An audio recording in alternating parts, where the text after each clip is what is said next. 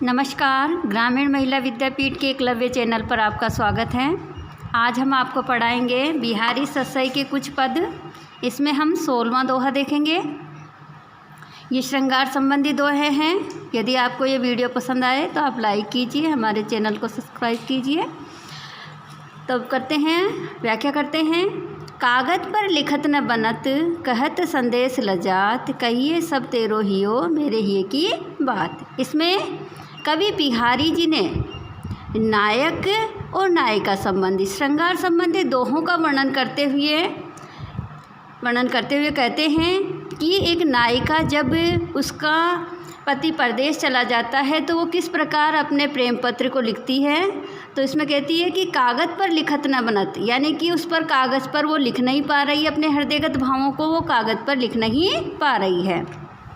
कहत संदेश लजात, यदि संदेश वाहक को अपना संदेश वह कहकर भेजती है तो उसको लज्जा आती है।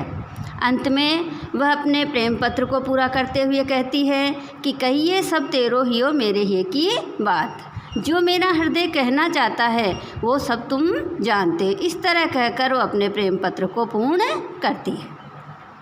अगला दोहा देखते हैं।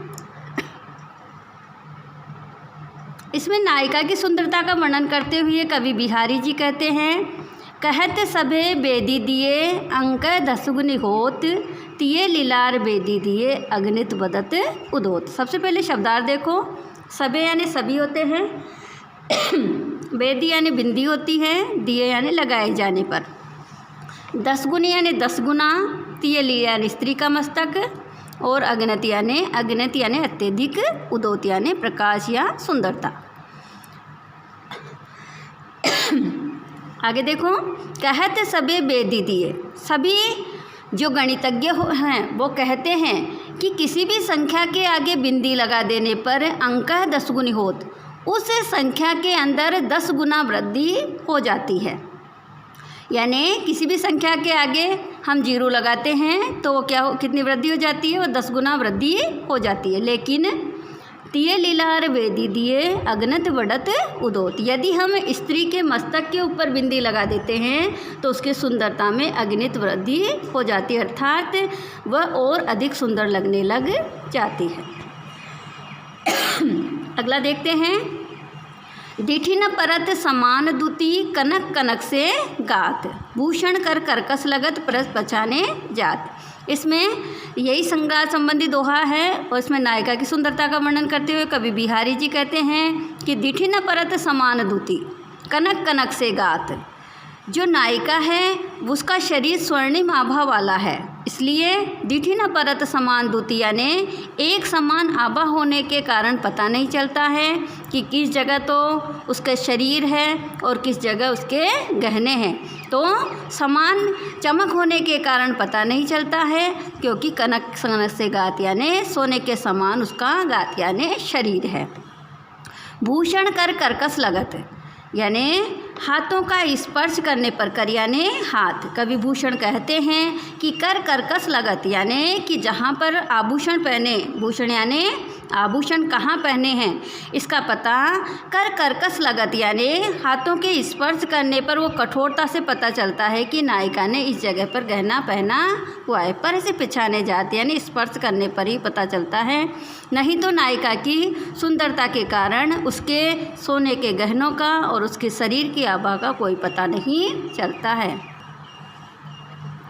अंग अंग नग जगमगत दीप सिखासी देह, दिया बड़ा हूँ रहे बड़ो उजारो के। सबसे पहले नग यानी रत्न होते हैं, जगमगत यानी जगमगाते हैं, दीप सिका यानी दीपक की लो, सी देह यानी समान देह, बड़ा यानी बुझाने पर भी, उजारो यानी प्रकाश, गे यानी घर। व्याख्या करते हैं। अंग अंग नग जगमत दीप सिखासी देह।